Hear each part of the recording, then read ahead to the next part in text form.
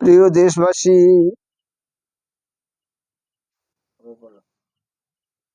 প্রিয় দেশবাসী, বন্ধুগণ, জাতি ধর্ম বর্ণ নির্বিশেষে শ্রেণীগতভাবে প্রত্যেকের প্রতি রইল আমার ভক্তি, ভালোবাসা ও স্নেহ শীষ। সবাইকে সম্মান জানিয়ে শুভ কামনা করে স্বাধীন ভারতের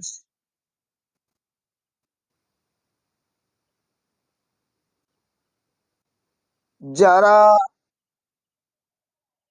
স্বাধীনতার জন্য প্রাণ দিয়েছিলেন, যাদের রক্তের বিনিময়, যাদের অর্থের বিনিময়, যাদের কোরবানির বিনিময় আজ আমরা ভারতের মাটিতে বসে স্বাধীন ভারতের বুলি আওড়াচ্ছি।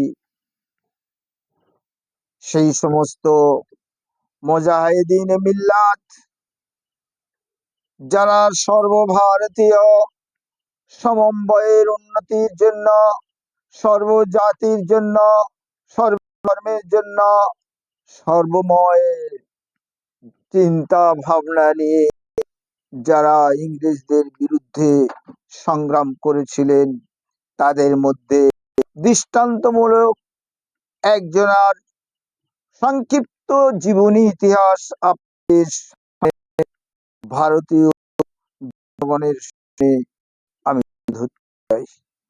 আপনারা জানেন, এই ভারতবর্ষকে স্বাধীন করতে গিয়ে সংগ্রাম করতে হয়েছে আশফাকুল্লাহকে, যার নাম আসে অক্ষরে লিপিবদ্ধ থাকা উচিত ছিল।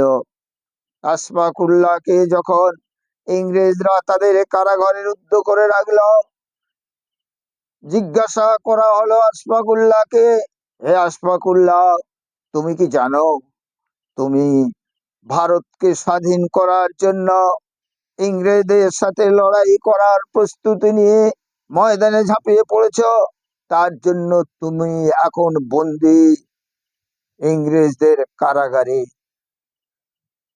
বীর সন্তান আশফাকুল্লাহ গর্জে উঠে বলেছিলেন, ওরে বেঈমান ইংরেজ, আমি জানি আমি ভারত মায়ের সন্তান, আমি ভারতবাসী, আমি ভারতের নাগরিক। আমি জানি আমার দেশবাসী, আমার প্রতিবেশী, আমার বন্ধু বান্ধবদের উপরে ইংরেজদের যে অত্যাচার, অনাচার, দুর্বিচারে স্টিম রুলার চালিয়ে চলেছে, তা মুক্তির জন্য ইংরেজের বিরুদ্ধে আমি সংগ্রাম করতে এসে, ইংরেজদের বিরুদ্ধে যুদ্ধ করতে এসে আমি ইংরেজের কারাগারে রুদ্ধ হয়েছি। আমি জানি। কারারক্ষীরা আশফাকুল্লাহকে জিজ্ঞাসা করলেন, আশফাকুল্লাহ, তুমি কারাগারে আবদ্ধ। ইংরেজ ঘোষণা করেছে, ইংরেজ কোর্ট ঘোষণা করেছে তোমাকে ফাঁসি দিয়ে হত্যা করা হবে। তোমার জীবনের শেষ কামনা, বাসনা, চাহিদা কি আছে তা বলতে পারো। বীর পুরুষ আশফাকুল্লাহ গর্জে উঠে বলেছিলেন, ওরে বেঈমান ইংরেজ, আমি ইংরেজের কারাগারের রুদ্ধ থেকে ভারতকে মুক্তি করার মুক্তিপণ নিয়ে আমরা যে লড়াই নেমেছিলাম, আমার কোনো স্বাদ নেই, কোনো বাসনা নেই, কোনো কামনা নেই। কামনা আছে কেবলমাত্র বিদেশি কটা ইংরেজদের খুন পান করতে চাই। আমি আশফাকুল্লাহ, আমি ইংরেজদের খুন পান করতে চাই, এটাই আমার শেষ কামনা ও বাসনা। কারারক্ষীরা বললেন, আশফাকুল্লাহ, সংযত হয়ে কথা বলো, তুমি ইংরেজের কারাগারে রুদ্ধ, তুমি কারাবন্দী, একটু সমঝোতা হয়ে কথা বলো। আশফাকুল্লাহ বললেন, হে কারারক্ষী, আমি জানি ইংরেজ আমাকে হত্যা করবে ফাঁসির মঞ্চে। তবে আমি বলতে চাই, আমি ভারত মায়ের সন্তান। আমার মৃত্যুর পূর্বে আমার শরীরের ওজন করা হোক।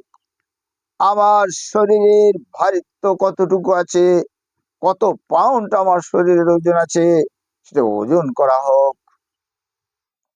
কারারক্ষীরা ওজন করলেন আশফাক উল্লাহর শরীরকে। দিন তারিখ নির্ধারিত সময়ে ফাঁসির মঞ্চে আশফাক উল্লাহকে নিয়ে যাওয়া হলো। আশফাক উল্লাহ ফাঁসির মঞ্চের সামনে দাঁড়িয়ে কারারক্ষীকে বললেন, হে কারারক্ষী বন্ধুরা, সেদিনে আমাকে ওজন করা হয়েছিল। আজ আমার মৃত্যুর ফাঁসির দড়ি গলায় দেওয়ার পূর্বে আমাকে ওজন করা হোক। আমার ওজন যদি কমে যায়, আমি আশফাক উল্লাহ কাপুরুষ। আমার ওজন যদি ঠিক থেকে থাকে, তাহলে আমি আশফাক উল্লাহ সুপুরুষ। আর আমার ওজন যদি বেড়ে গিয়ে থাকে, তাহলে আমি আশফাক উল্লাহ ভারতের জন্য, ভারতবাসীর জন্য আমি প্রাণ দেওয়ার উৎসর্গে আমার ওজন বেড়ে যাওয়ার কারণে বেড়ে গেছে। তাহলে আমি হব আশফাক উল্লাহ বীর পুরুষ। ওজন করা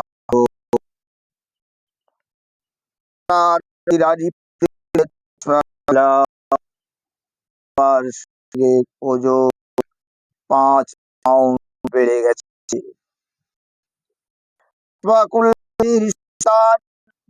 মুক্তি করার জন্য ইংরেজদের বিরুদ্ধে সংগ্রাম করতে গিয়ে ইংরেজদের কারাগারে রুদ্ধ হয়েও তার ওজনকে কমায়নি, তার ওজন কমিয়ে ফেলেনি। তাই মৃত্যুর মঞ্চে দাঁড়িয়ে আশফাক উল্লাহ ভারতের আম জনগণের দিকে লক্ষ্য করে ঘোষণা দিয়েছিলেন, হে আমার ভারতবাসী, হিন্দু মুসলিম জৈন ইসাই, হে আমার ভারতবাসী, আমি তোমাদেরকে এই কথা জানাতে চাই, আজ আমি ফাঁসির মঞ্চে হাসির সাথে আমার প্রাণ দিতে আমি প্রস্তুত। কেননা আমি আশফাক উল্লাহ, আমি ভারতকে স্বাধীন করার জন্য আমার শরীরকে আমি, আমার ওজনকে আমি কমিয়ে ফেলিনি। আমার ওজন যদি কম হয়ে যেত, তাহলে আমি ছিলাম আশফাক উল্লাহ কাপুরুষ। আমার ওজন যদি সমান থেকে থাকতো, তাহলে আমি হতাম আশফাক উল্লাহ সুপুরুষ।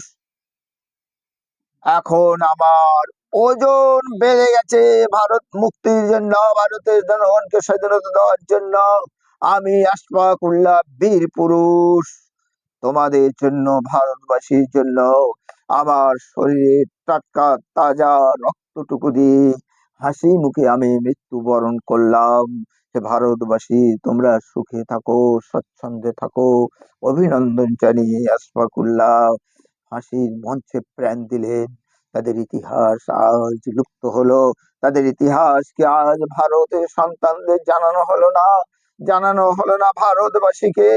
তাই বলি বন্ধু, আর লুকোচুরি নয়, এ সত্য গোপন কেন, এ সত্য গোপন কেন? তাই ভারতবাসীর সামনে আমি আমার ক্ষুদ্র বক্তব্য তুলে ধরতে সক্ষম হলাম। আশা করি আপনারা এর গুরুত্ব দেবেন এবং চিন্তা ও ভাবনা মাথায় রাখবেন।